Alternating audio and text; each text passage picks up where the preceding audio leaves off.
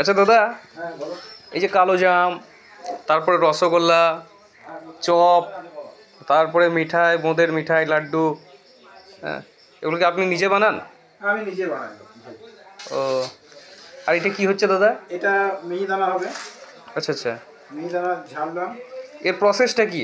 এই প্রসেসটা এই বেসন ভেজে দিয়েছি প্রথমে। হুম বেসন সঙ্গে অল্প খানিকটা চিলেটা হুম দিয়ে বেসনটা ভেজে দিলাম, তারপরে ভেজে নিলাম, দানাটা ছেড়ে দেওয়া হলো, রস তেল ছড়িয়ে নিয়েছি। এবার রস দেবো, হুম রস দিয়ে খানিকক্ষণ রাখবো, হুম রেখে ঝরঝরে করে তারপর একটা ঢাকা দিতে হবে, ঝরঝরে হয়ে যাবে তখন সেটা নামিয়ে দেবো। সেটা হবে মিহিদানা। আচ্ছা মিহিদানার এটাই, তার সঙ্গে দিতে হবে একটু এলাচ গুঁড়ো আর তেজপাতা। আচ্ছা, মিহিদানার মশলা এটা। হুম, মিহিদানা হয়ে যাবে। বেশ। মিহিদানা হওয়ার পর এটা কি এটা থেকে লাড্ডু করবেন? না, লাড্ডুটা হবে ওই মিহিদানার মতনই, দানাটা ঝাড়া, হাফ দানা ঝাড়তে হবে, হুম ঝিরে তারপরে লাড্ডুটা করতে গেলে পরে তাকে রসটাকে একবারে মানে শুকিয়ে নিতে হবে। আচ্ছা তারপরে হাতে করে ইয়ে করতে হবে, যে লাড্ডু বানাতে হবে, আচ্ছা। সেটা হলো লাড্ডু। আর এখানে যতগুলো মিষ্টি আছে সবই আপনার নিজের বানানো? আমার নিজে বানানো হয়। প্রত্যেক দিন বিকালবেলাতে 4টে সাড়ে 4টের সময় বসে কাজ করতে দিয়ে আমি রসগোল্লা, প্রথমে রসগোল্লা, তারপরে চমচম, রাজভোগ, ভাজা মিষ্টি, এইগুলো হয়। মুন্ডা, ছানার মুন্ডা, মোনাহারা, লবঙ্গগুলো টেকাগুলো দিনে হয়। এই সকালে একটু তেলে ভাজা হয়, চপ, সিঙ্গারা, ডালপুরি যেগুলো হয় সেগুলো সকালবেলাতে একটু হয়। তারপরে আমি একটা কাজ করি, যেমন জিলাপি, হুম ভাজা মিষ্টির দিকে যে করা যায় সেটা হয়। তারপরে ওই এইগুলো করতে করতে আমার 12টা সাড়ে 12টা বেজে যায়।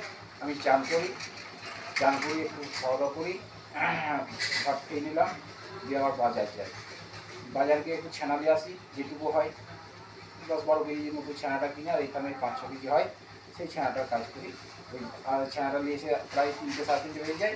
আমি 4টের পর আবার কাজে বসে যাই। আমার আলাদা কোনো লোক নাই যে আমি তাদেরকে দিয়ে করাবো, আমি নিজে হাতেই করি। রাত 8টা, 8:30, 9টা পর্যন্ত আমার লাগে কাজটা করতে। কাজটা উঠিয়ে দিই, দিয়ে বন্ধ করে দিই। আচ্ছা এইটুকু পর্যন্ত আমি কাজ করি।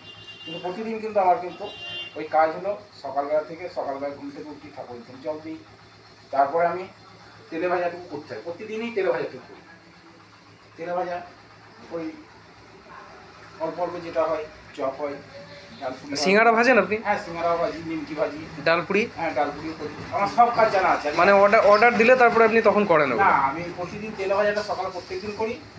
কোন দিন হয়তো লবঙ্গ দিয়ে সিঙ্গারা করি, কোনদিন চপ করি, এরকমভাবে পাল্টি পাল্টি করি। আর প্রতিদিন তেলে ভাজাটাকে করি। আচ্ছা তারপরে তেলে ভাজাটা হয়ে গেল, একটু টিফিন করলি, আমার ওই 9:30 10টার সময় নিজে টিফিনটা করলি, দিয়ে তারপরে আর একটা মিষ্টি কাজে, যেমন লবঙ্গ দেওয়া করি, কোনদিন মনোহরা করি। এরকমভাবে আমি টুকটাক করে কাজটা চালাই। তার সঙ্গে খরিদ্দার আছে, খরিদ্দারের খাওয়া দাওয়া আছে, মিষ্টি বিক্রি যেটা আছে সেটা দিতে হয়। এইরকমভাবে আমার চলে যায় সময়। হ্যাঁ। আমি প্রত্যেকদিনে কিন্তু এই কাজটাই করি। তার ফাঁকে আমি করি ভিডিও।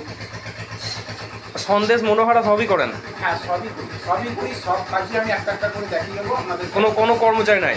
না, আমার কোনো কর্মচারী না। আমার যেটুকু জানা আছে, আমার শিক্ষা আছে। আমার আগে কর্মচারী থাকতাম, লাভ নাই। আমি কর্মচারী, এখন আমি কর্মচারী। বেশ, আপনার নিজের দোকান, আপনি নিজেই কাজ করেন? হ্যাঁ, আর দোকানটা ছিল বাবার, তারপরে বাবা ঘটে হয়ে যাওয়ার পর থেকে এখন আমাকে দেখাশোনা করতে হয়। হুম, বেশ, ঠিক আছে। আপনারা সকলে পেজটা ফলো করবেন। প্রশান্ত পাল, উনি নিজেই এই দোকানের মিষ্টির কারিগর, নিজেই এই দোকানের মালিক। আর ঠিকানা হচ্ছে সামনে পঞ্চায়েত অফিস, আন্দুলিয়া গ্রাম পঞ্চায়েত, আন্দুলিয়া গ্রাম পঞ্চায়েতের একদম সামনেই দোকানটা। আপনারা আসবেন, সকলে চ্যানেলটাকে ফলো করবেন, ফেসবুক পেজটা। আর সবাই ভালো থাকবেন, অবশ্যই চ্যানেলটা ফলো করবেন। সবাই ভালো থাকবেন।